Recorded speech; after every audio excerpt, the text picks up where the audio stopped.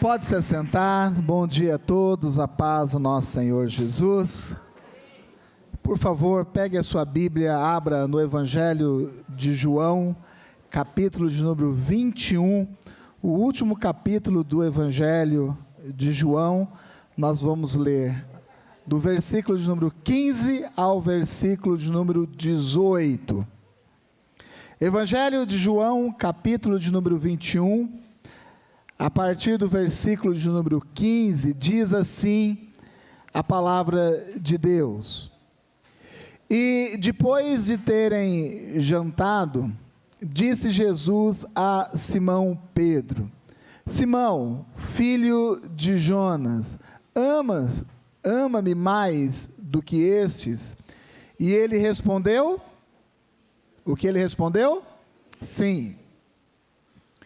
Sim, Senhor, tu sabes que te amo. Disse-lhe: apacenta os meus cordeiros. Tornou a dizer-lhe pela segunda vez: Simão, filho de Jonas, ama-me? E disse-lhe: sim, Senhor, tu sabes que te amo. E disse-lhe, Jesus disse a Pedro: apacenta as minhas ovelhas. Disse-lhe pela terceira vez: Simão, filho de Jonas, ama-me? E Simão entristeceu-se por lhe ter dito pela terceira vez: ama-me. E disse-lhe: Senhor, tu sabes tudo, tu sabes que eu te amo. E Jesus disse-lhe: apacenta as minhas ovelhas. Na verdade, lhe digo que, quando eras mais moço, te cingias a ti mesmo e andavas por onde querias. Mas quando já fores velho, estenderás as mãos e outro te cingirá e te levará para onde tu não queiras. Assim diz a palavra de Deus. Amém? Fecha os seus olhos. Neste momento que você possa, mesmo que de uma forma breve, meditar naquilo que foi lido, um texto tão conhecido, uma conversa tão conhecida de Jesus com o apóstolo Pedro. E eu sei que você, quando nós lemos esse texto, você já entendeu muita coisa, porém deixa o Espírito Santo já trabalhar um pouco aí o seu coração, torná-lo receptivo à palavra de Deus. A palavra só vai fazer sentido se o seu coração for um coração receptivo à palavra. Senhor, nós te agradecemos pelo privilégio que o Senhor nos dá nesta manhã, por tudo aquilo que o Senhor já fez, pelo privilégio da sua palavra que foi lida. Sabemos, ó Pai, que o Senhor tem algo especial preparado para as nossas vidas nesta manhã, neste dia, ó Pai. Que se cumpra a sua vontade, que nós estejamos, ó Pai, com a mente e o coração abertos para aquilo que o Senhor pretende fazer na igreja como um todo, mas no coração de cada um de uma forma individual. Nós te pedimos mais uma vez, Santo Espírito, se mova em nós, através de nós, neste espaço chamado igreja, neste lugar, nesta manhã, no nome do Senhor Jesus. Amém. O tema da nossa ministração é o amor que nos move. O amor que nos move.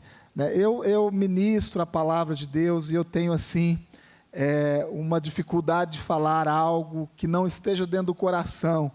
Eu sempre ministro e compartilho daquilo que Deus coloca dentro do meu coração. Eu tenho dificuldade de fazer de forma diferente, inclusive quando nos convidam para ministrar em outros lugares e dão um tema, eu fico meio que apavorado, porque eu tenho que viver aquele tema, trazer aquilo dentro do coração para poder compartilhar. Então eu tenho essa dificuldade. Se não está gravado dentro do coração, não faz sentido para a minha vida, eu tenho uma dificuldade muito grande de compartilhar.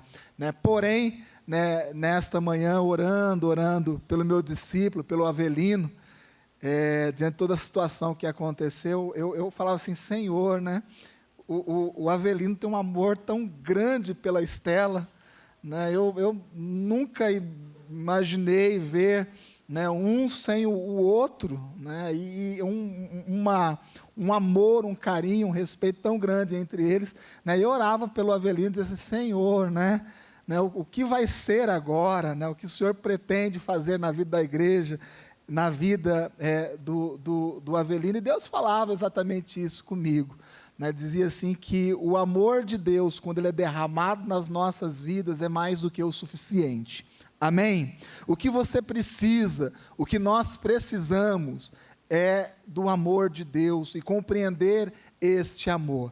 O que nos move, o que nos movimenta na vida é exatamente o amor. Não existe vida sem amor. Uma das maiores definições, e talvez a definição mais direta a respeito de Deus, biblicamente falando, é a de que Deus é amor. Deus é amor. Sem amor, nós não vamos compreender as coisas de Deus, nós não vamos compreender Deus. Sem amor, né, sem ter uma vida cheia de amor, nem vida nós teremos. O amor não é algo opcional, é algo fundamental para a vida de toda pessoa que está sobre a face dessa terra. O texto que nós lemos fala a respeito da última conversa que Jesus teve com o apóstolo. Com quem? Com quem, gente? Com Pedro. Então Jesus, ele está tendo a última conversa com um dos seus principais discípulos, Pedro. Inclusive o Pedro, quando nós lemos a Bíblia sistematicamente, nós vemos Pedro à frente, exercendo, né, uma função até mesmo de liderança com os discípulos ali de Jesus. E Pedro já tinha vivido experiências tremendas com Jesus.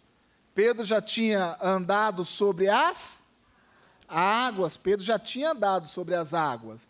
Pedro, né, infelizmente, já tinha passado por aquele processo de negar a Jesus, e Pedro negou a Jesus por 3 vezes, né? Depois o galo cantou. Então, o Pedro já tinha vivido todas essas experiências, e Pedro estava angustiado por tudo aquilo que tinha acontecido, né? E Jesus procurou resgatar os discípulos, resgatar a autoestima dos discípulos. E Jesus agora, neste momento, o texto que nós lemos, ele está tendo a última conversa, o último diálogo aqui nessa terra com o seu principal apóstolo, que era o apóstolo Pedro.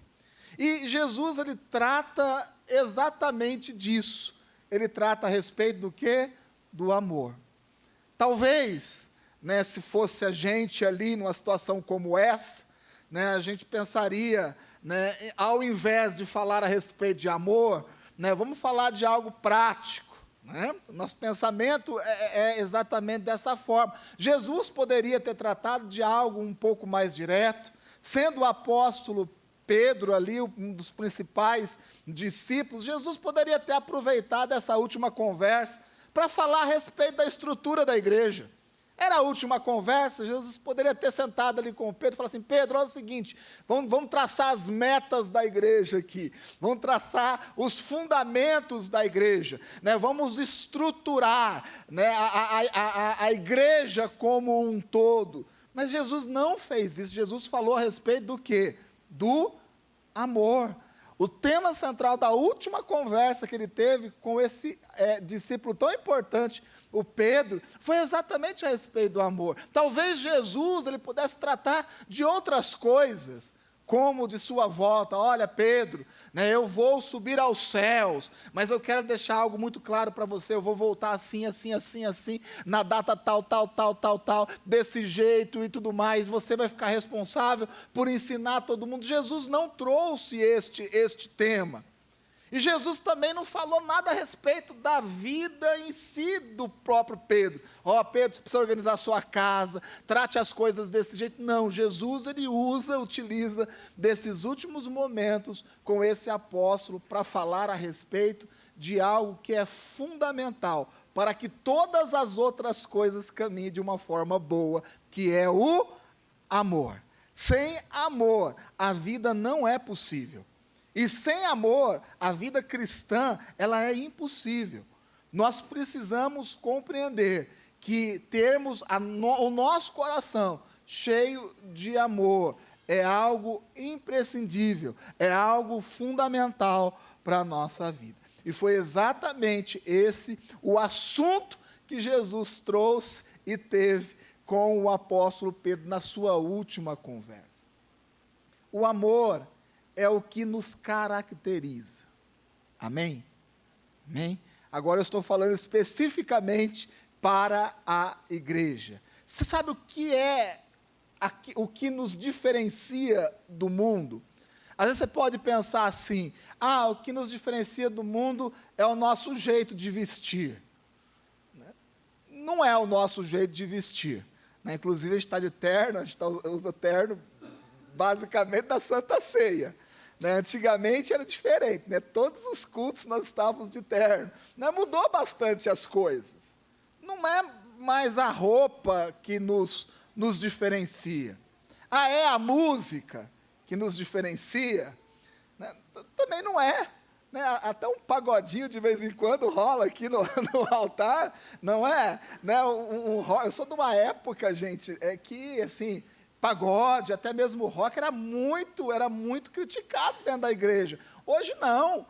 Hoje o estilo musical, ele é amplo e não tem problema de ser assim não, gente. Não estou criticando isso, mas só dizendo que não é isso o que nos caracteriza. Não é nem mais o ambiente, nem mais o ambiente.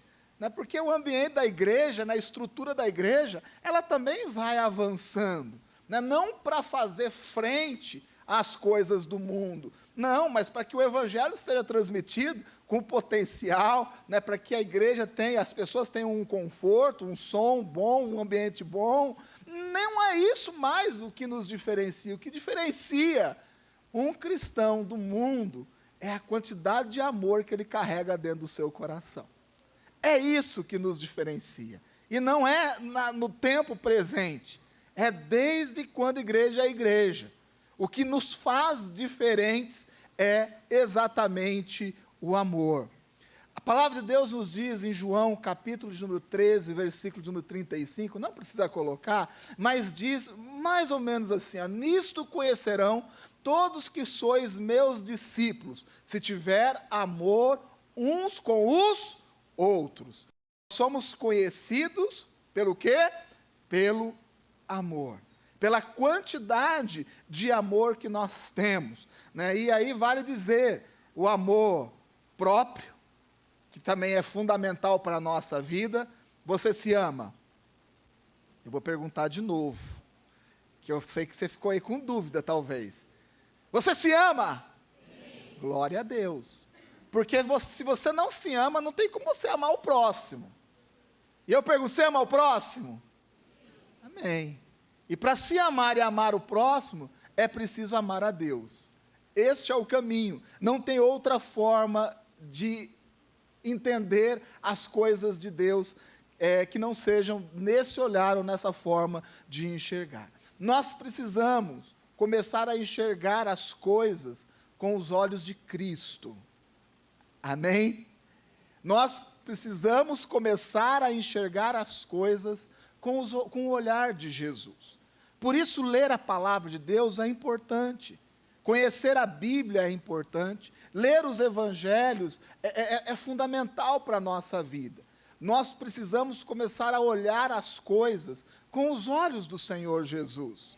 Hoje existe muitas conjecturas, muitos pensamentos que vão brotando dentro da igreja, que brota dentro da nossa cabeça, muitas culturas eclesiásticas, muitas teologias vão surgindo, filosofias que vão brotando dentro da igreja, não estou falando fora da igreja, não. Principalmente quando nós vivemos momentos difíceis, como nós estamos vivendo. Nós estamos vivendo momentos difíceis, mas o nome de Jesus, isso vai passar, gente. Amém? É um momento de chorar com os que choram, mas nós vamos ter momentos de se alegrar também com aqueles que se alegram, assim diz a palavra de Deus. Porém, diante dessas situações, vai surgindo tantas coisas, tantos pensamentos, tantas conjecturas, né? Nós vamos querendo saber aquilo, e é muito porquê daquilo, e como eu disse no domingo passado, não é o porquê, mas é o que Deus quer fazer em nós através disso. Sabe o que Deus quer fazer através de todas essas situações? Fazer com que o amor que nós carregamos seja ampliado, que o derramar do amor de Deus para com a nossa vida seja compreendido. Sabe o que Deus quer diante de tudo isso? Que a gente compreenda o seu amor, e o amor de Deus para com a nossa vida é absoluto. Amém? Amém? Nós só somos de Cristo se realmente existir amor em nós. Não tem como você falar assim, eu amo a Deus, eu sou de Deus, se você não carrega amor dentro do seu coração. Porque se Deus é amor, nós vamos compreender Deus na medida que esse amor é derramado dentro do nosso coração. Não existe outra forma de ser. Nós vivemos num mundo egoísta, gente. Esse é o mundo que nós vivemos. E o mundo vai se tornando egoísta em alta escala, vai se intensificando. Tudo hoje que é construído, gerado e pensado, é gerado e pensado exatamente para que a gente se isole, para um mundo egoísta. Como eu disse há um tempo atrás, hoje você consegue viver sem sair da sua casa. Não é? Hoje você já consegue viver sem sair da sua casa. Né? Tem o médico que vai, a comida que vai, tudo que bate na sua porta hoje. Então o mundo ele vai colaborando exatamente para isso, né? Para que a gente viva de uma forma egoísta, isolado um do outro. Mas é nessa comunhão, no atrito dos irmãos, que esse amor é compartilhado. O quanto de amor existe dentro do seu coração? O quanto de amor você tem compartilhado? Ou você tem sido uma pessoa religiosa? Porque esse período é um período religioso, né? No Brasil, a grande parte do mundo, é um período religioso. O quanto você tem se enchido de amor e compartilhado desse amor ao coração das outras pessoas. E o quanto você tem carregado uma bandeira religiosa. Porque muitas pessoas estão confundindo religião, né, com amor de Deus. Muitas pessoas estão confundindo o que é espiritual com aquilo que é religioso. Esses dias eu ouvi uma pessoa dizendo assim, eu mato, se for preciso, pela causa de Cristo. E eu disse assim, você não compreendeu o Evangelho. O Evangelho é o contrário. Nós morremos por Cristo. Nós não matamos por Cristo. Nós morremos por Cristo. É totalmente diferente. Percebe como as coisas vão mudando na nossa cabeça? Eu mato, eu pego em arma, eu vou lutar pela causa de Cristo. Meu irmão, o Evangelho nos ensina a morrer. Não nos ensina a matar ninguém. Pelo contrário, nos ensina a levar vida e vida em abundância. Assim é a palavra de Deus. O amor é o que nos caracteriza. O que nos caracteriza é o amor.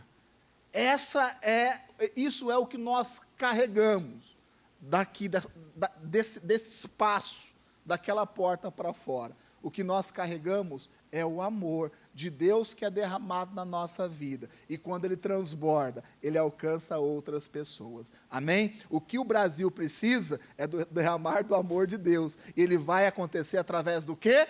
Das nossas vidas, da minha vida e da sua vida.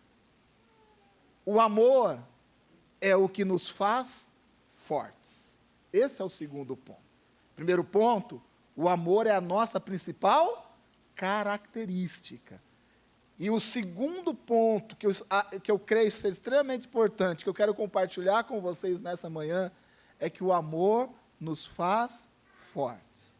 Efésios, capítulo de número 4, versículo de número 2, o apóstolo Paulo diz, suportai-vos uns aos outros em amor. Suportai-vos uns aos outros em amor. Se não tiver amor, ninguém suporta ninguém, gente. Por mais que você tenha afinidade, se não existir amor no seu casamento, por mais que você seja parecido com a esposa, por mais que exista ali, né, um jeito de se dar bem, tudo, sem amor, não dá para suportar. Quem aqui nunca teve vontade de segurar no pescoço de alguém e apertar por uns 10 minutos? Todo mundo. E eu não estou falando do inimigo, não. Eu não estou falando daquela pessoa que você não gosta. Estou falando dentro da sua casa. Não precisa levantar a mão. Aquele momento que você coloca a mão na cintura, assim, você pensa um pouco mais, você fala, rapaz, sabe por que você não faz isso? Porque existe um amor derramado dentro do seu coração. É porque você ama. É por isso que você não faz isso. Porque o amor existe dentro do seu coração. E quanto mais deste amor existir dentro de nós, gente, melhor vai ser os nossos relacionamentos. Sabe por quê? Porque não é questão de aceitar. Não é questão de aceitar. Às vezes a gente pensa, eu sou crente, então eu aceito. Não é questão de aceitar. Eu aceito o erro do outro, eu aceito a falta de caráter do outro. Não é isso que a Bíblia está dizendo quando fala suportar no amor. Não é você aceitar as coisas que são erradas, mas é você compreender que muitas vezes você vai ter que tolerar. Muitas vezes você vai ter o quê? Que tolerar. Tem gente que chega na igreja, se converte, a esposa se converte, mas o marido não. Às vezes o marido se converte, a esposa não. Às vezes o filho se converte, filha se converte, os pais não. Às vezes os pais se convertem, os filhos não. Existem todas essas condições, essas características, essas condições aqui dentro da igreja. E quando isso acontece, esse suportai-vos no amor, né, ele tem que ser a sua realidade. Não é aceitar, porque às vezes, né, a mulher se converte e está lá o marido ainda no processo de conversão. Né, ainda está com uma bituca de cigarro na boca, né, com a latinha de glacial, pitu. E às vezes vem para o culto. Uma vez o pastor Brás começou a falar de nome de pinga aqui, ele ficou uma meia hora falando, eu não sei muito nome não. Eu falei aquilo que veio na minha cabeça. Mas é um processo. É um processo. E aí sabe o que acontece? Né?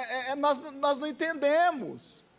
Mas quando você está cheio do amor, mulher, o marido está cheio de amor, os pais com os filhos para com os pais, sabe, não é dizendo assim, eu aceito o erro, mas muitas coisas Deus vai permitir que a gente suporte por um tempo em amor, até que o processo divino se cumpra na vida daquela pessoa. Amém? Isso é um coração cheio de amor. O que nós precisamos é ter o nosso coração, a nossa vida, cheia do amor de Deus. O que vai transformar a sua vida, o que vai transformar a nossa vida, é exatamente essa busca de termos o quê? O nosso interior repleto do amor de Deus. Esse amor nos caracteriza, porém, este amor também nos faz fortes. Quanto mais amor de Deus você tiver derramado dentro da sua vida, quanto mais amor de Deus você tiver na sua vida, mais você vai aprender o que é suportar uns aos outros. Até aqui dentro da igreja.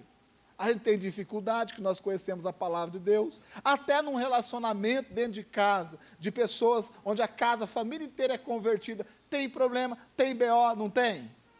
Tem sim.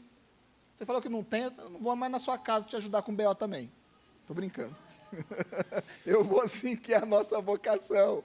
Mas tem. Imagine quando não existe, né, esse jugo desigual. Então, não é aceitar o erro do outro, suportar, é ter o coração cheio de amor, e o coração cheio do amor vai entender que aquilo ali é só um processo, é só uma questão de tempo. Eu declaro profeticamente para você, mulher, que não tem o seu marido aqui na igreja, para o marido que não tem as esposas, os pais que não têm os filhos, e os filhos que não têm os pais, suportem amor um tempinho mais, porque isso é só uma questão de tempo para aqueles que você ama, esteja contigo aqui, sentado ao seu lado, no nome do Senhor Jesus, sentado nessa mesa junto contigo, no nome do Senhor Jesus. Você crê nisso? Amém? Glórias a Deus. Sem sacrifício, também não se alcança este amor. E esse é o terceiro e último ponto que eu quero compartilhar com vocês. Sacrifício caminha junto com amor. Filipenses capítulo de número 3, versículo de número 8, o apóstolo Paulo diz assim: eu perdi todas as coisas para poder ganhar a Cristo. Olha que frase forte. Ele perdeu todas as coisas para poder ganhar a Cristo. Percebe como nós vivemos num mundo distorcido, até dentro da igreja mesmo? Nós queremos o quê? Ter Cristo para ganhar todas as coisas. Não é isso? E o Paulo está dizendo assim: eu perdi tudo para poder ter Cristo. Meu irmão, a nossa vida cristã vai exigir sacrifícios. Eu não quero dizer para vocês algo que está distante da palavra de Deus. Ser um homem ou uma mulher de Deus, um cristão, vai exigir de você sacrifício. E sem esse sacrifício, não tem como o nosso coração ser cheio de amor. Deus só vai derramar amor dentro do seu coração se você abrir espaço. Amém? Você precisa abrir espaço. Às vezes, certas coisas duras acontecem no nosso meio, que nós não esperamos, mas às vezes essas adversidades que acontecem, abrem no nosso coração um espaço para que Deus derrame do seu amor. Eu quero dizer para o Avelino que está ali atrás, para o Robinho e para a Rafa que também está ali, todas as pessoas que perderam alguém que ama, que quando isso acontece, abre um espaço, um vazio muito grande dentro do nosso coração. Sabe, Avelino? Rafa, Robinho, pessoal que perdeu alguém aqui. Esse espaço que é aberto é a possibilidade de Deus preencher com amor, com mais amor. Ser mais intenso na presença de Deus. Continuar crendo e crendo com mais intensidade. Na caminhada com Cristo, você vai perder coisas. O que eu disse? Você vai perder coisas. Talvez coisas que você esteja tão apegado. Talvez coisas que você não imagina que um dia você vai ter que abrir mão. Porém, na caminhada com Cristo, vai ser necessário sacrifício. E o quanto você está disposto a sacrificar, está disposta a sacrificar, é o quanto de espaço que você vai abrir dentro do seu coração para que o amor de Deus seja derramado. E eu quero dizer algo. Vale a pena sacrificar. Sabe por quê? Porque do outro lado existe o amor de Deus. Porque do outro lado existe salvação. Porque do outro lado existe vida eterna. Amém? Amém? Olhe com esse olhar. Vale a pena sacrificar. Às vezes vale a pena sacrificar amizades que não condizem com a nossa fé. Vale a pena sacrificar, às vezes, o dinheiro que você ganha, que não condiz com a nossa fé. Às vezes vale sacrificar empregos, situações que não condizem com a nossa fé. Vale a pena, sabe por quê? Porque do outro lado existe o amor de Deus, existe salvação e existe vida eterna. Quando você estiver diante de um pecado, E isso acontece constantemente na vida de todo mundo. Pense exatamente dessa forma. Você vai ter a opção do pecado, mas entenda que quando você diz não, você pode até sacrificar prazer imediato e muitas coisas, mas quando isso acontecer, você olhe para esse sacrifício que você está fazendo, veja do outro lado, que do outro lado existe o amor de Deus, existe salvação e existe vida eterna. Amém?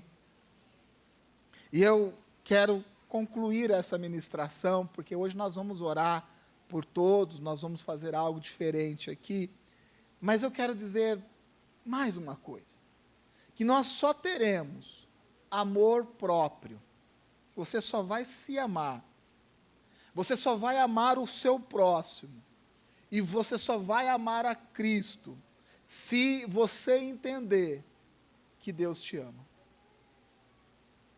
O que eu disse, tem um texto de um escritor que eu gosto muito, e quando eu li esse livro, eu li esse texto, essa frase mais especificamente falando, eu gostei tanto da frase que eu acabei lendo quase tudo do autor, e ele fez uma colocação muito interessante no livro, e a colocação é a seguinte, ele dizia assim, é um pensamento dele, obviamente, mas eu quero compartilhar com vocês, porque se encaixa muito naquilo que nós estamos falando aqui nessa manhã.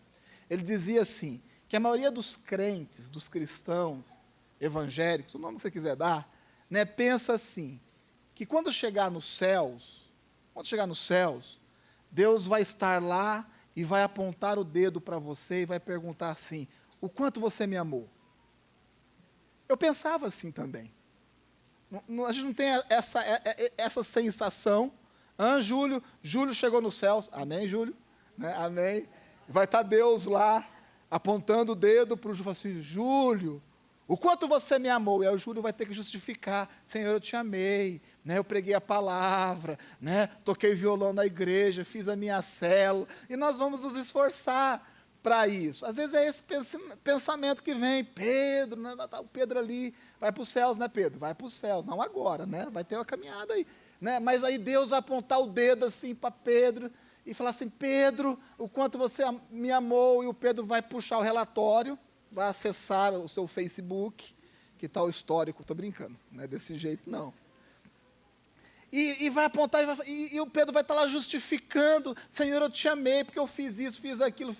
E o escritor dizia assim, que o pensamento dele não era esse, né, que a pergunta que Deus vai fazer, quando todos nós chegarmos nos céus, é uma pergunta diferente. A pergunta será assim, olha, o quanto que você acreditou que eu te amei?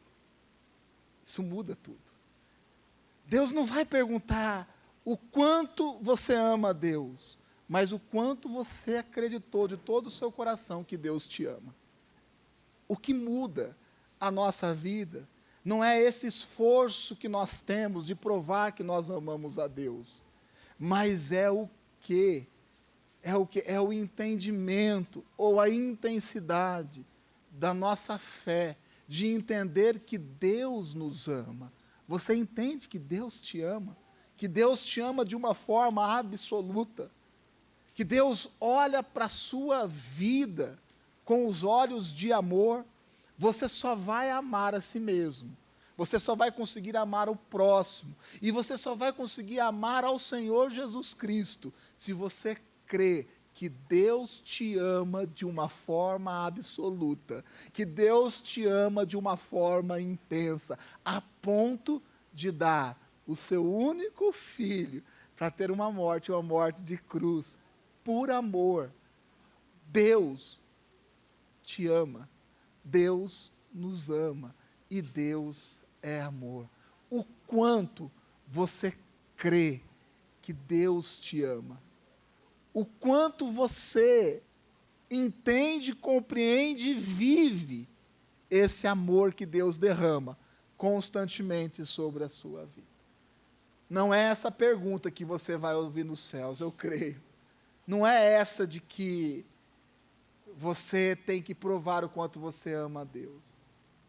Mas eu vejo que Deus nos pergunta todos os dias, o quanto nós cremos no amor dele para com as nossas vidas. Diante de situações adversas, às vezes até mesmo sem explicação, eu continuo crendo no amor de Deus que é derramado sobre as nossas vidas.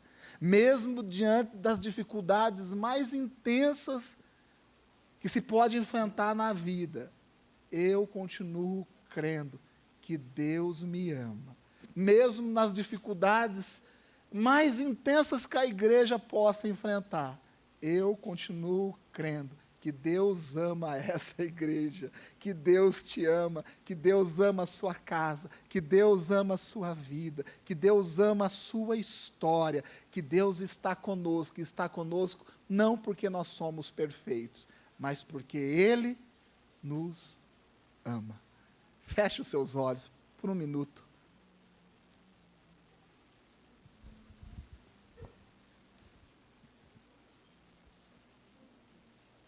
Senhor,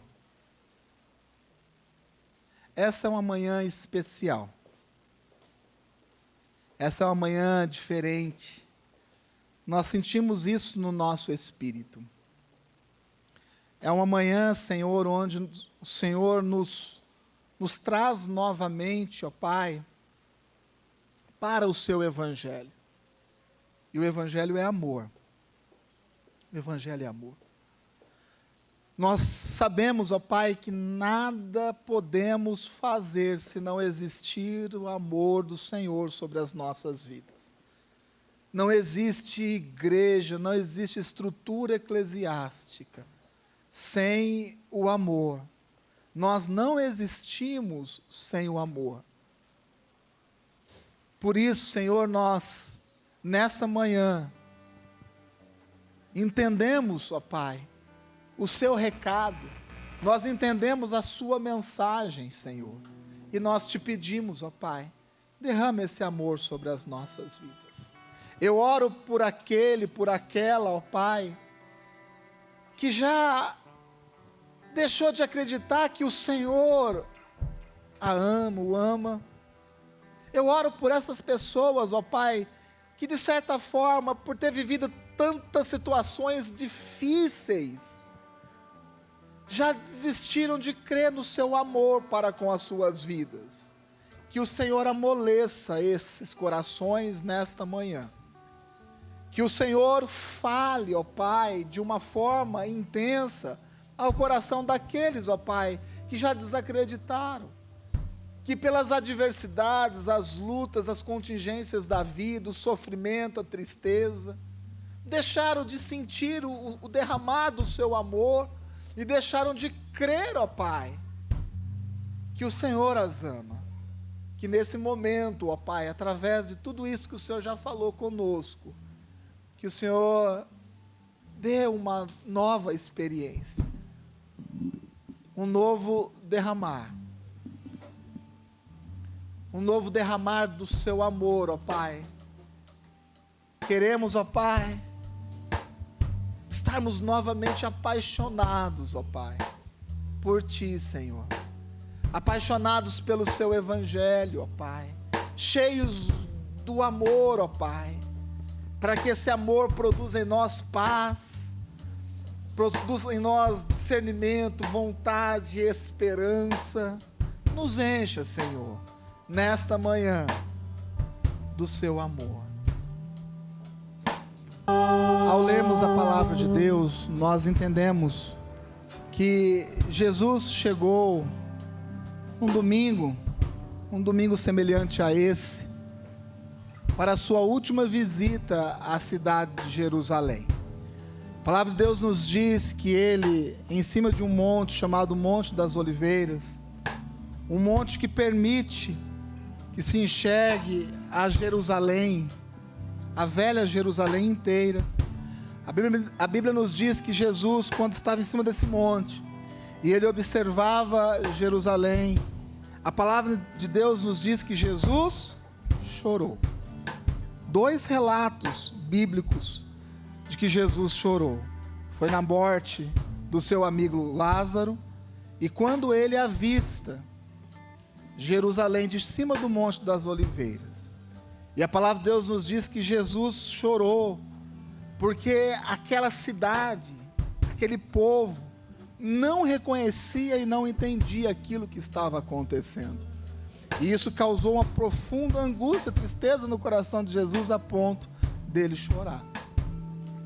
E a Bíblia nos diz que Jesus, mesmo diante dessa situação, ele entra naquela cidade, montado em um jumentinho. E as pessoas estendiam folhas, ramos, para que o caminho de Jesus fosse calçado por aquelas folhas, por aqueles ramos, como um símbolo de honra, pelo menos daqueles que estavam compreendendo aquele momento que estavam vivendo. E Jesus ficou em Jerusalém, naquele domingo, na segunda, na terça, na quarta e numa quinta-feira. Na quinta-feira, Jesus, ele manda preparar uma mesa, porque Jesus já entendia que aquela seria a última ceia, um último momento em que ele estaria com os seus discípulos. E eles preparam uma mesa semelhante a essa. E ali Jesus está com os seus 12. Isso é interessante que a mesa, muito bem montada, muito bonita, né? Com 12 cálices, né? Com 12 pães, né? Uma boa representação daquilo que ocorreu naquela quinta-feira. E a Bíblia nos diz que no momento em que eles estavam assentados na mesa, Jesus, ele pegou o pão. Ele vem aqui. Ele pegou um pão. Um pão semelhante a esse. Tudo na mesma semana.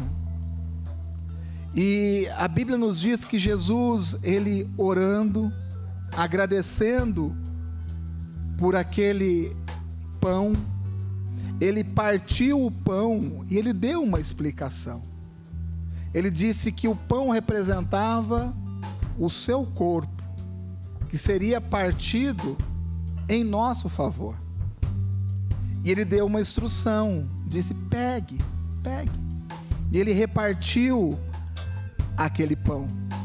Da mesma forma, ele pegou o cálice e ele orou, ele agradeceu e ele distribuiu aos seus discípulos, também dando uma direção, dizendo assim: pega, beba, faça isso em memória de mim.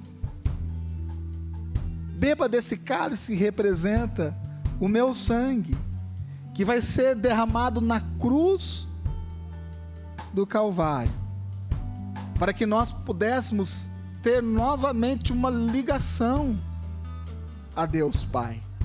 Essa é a obra da cruz. Esse é o sentido da mesa do Senhor. Aquilo que Jesus fez é aquilo que nós reproduzimos todo mês. Todo mês, né? O Senhor permite que a gente compartilhe do pão e compartilhe do cálice. Todo mês nós trazemos na memória, sabe o quê? A obra da cruz. Todo mês nós pegamos um pedaço do pão, que representa o corpo do Senhor Jesus. Pegamos o cálice dentro da nossa organização, mas dentro desse memorial, e nós repartimos, dizendo assim: olha, isso é um memorial. Nós estamos trazendo na memória aquilo que aconteceu naquela quinta-feira. O ato de amor do Senhor Jesus, dizendo assim: olha, na vida muitas coisas vão acontecer, Muitas lutas nós vamos passar na nossa vida, muitas coisas vão acontecer. Mas lembre sempre da obra da cruz, que foi uma obra de amor. Foi uma obra de amor. Quem quer? Quem quer participar dessa mesa de vida e de amor? Quem quer? Você quer? Quem mais quer? A mesa, ela é ofertada a todos aqueles que querem. Você quer? Você quer realmente viver o amor de Deus? Todos vão participar. Todos vão participar. Porém, nós precisamos entender que a Santa Ceia não é uma programação de uma igreja. A Santa Ceia é um memorial, e um memorial de amor, de amor. Todas as vezes que eu me assento nessa mesa, eu não fico me vangloriando pela minha salvação, mas todas as vezes que eu me assento nessa mesa, eu fico constrangido pelo amor que Deus tem para com a minha vida. Pelo amor que Deus tem para com a minha vida.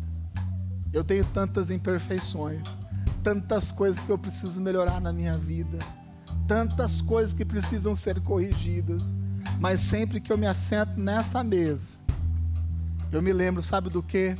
Não das minhas imperfeições, mas do amor, da graça e da misericórdia que são derramados sobre a minha vida todos os dias, sobre a minha família todos os dias, sobre os meus discípulos todos os dias, sobre essa igreja.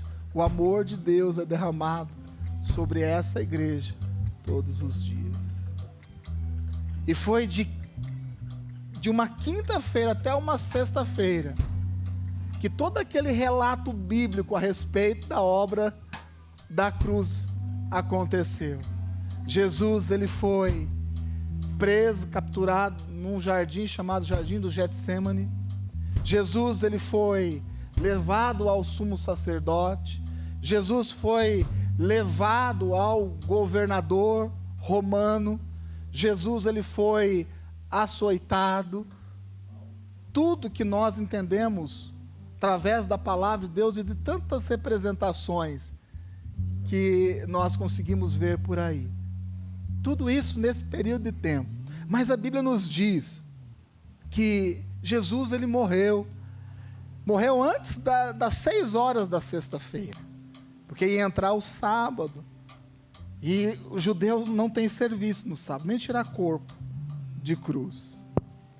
Mas a Bíblia nos diz que passou a sexta, passou o sábado, e nós chegamos no terceiro dia. E nós estamos aqui, no terceiro dia. E algo aconteceu no terceiro dia. A Bíblia nos diz que foi no terceiro dia, diante de homens, de anjos, de demônios, que Jesus, ele tornou a vida.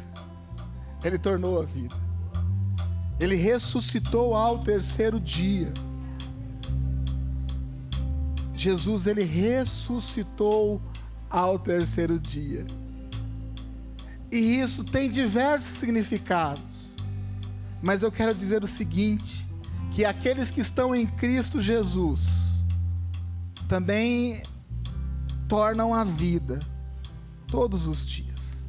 A salvação é o momento que nós saímos de uma condição de morte para uma condição de vida. Mas todos os dias, aqueles que estão em Cristo Jesus estão tornando a vida, acrescentando na sua vida do amor de Deus. E a cada passo que nós damos em direção a Cristo, mais amor é derramado sobre a nossa vida. Mas vai chegar um momento em que o amor de Deus, ele vai ser derramado por completo na nossa vida. Nós ainda não experimentamos o amor completo de Deus sendo derramado sobre a nossa vida. Isso nos espera lá nos céus. E é para lá que nós estamos indo. Amém? Hoje é o memorial. Hoje é o memorial. Mas vai haver um dia que nós não precisaremos mais dessa simbologia, porque nós estaremos juntos do Senhor Jesus Cristo. Amém? Você crê nisso? Você crê de todo o coração? Você realmente compreende o amor que Deus tem para com a sua vida? Porque se você compreender, a sua vida como um todo vai ser mudada. Amém?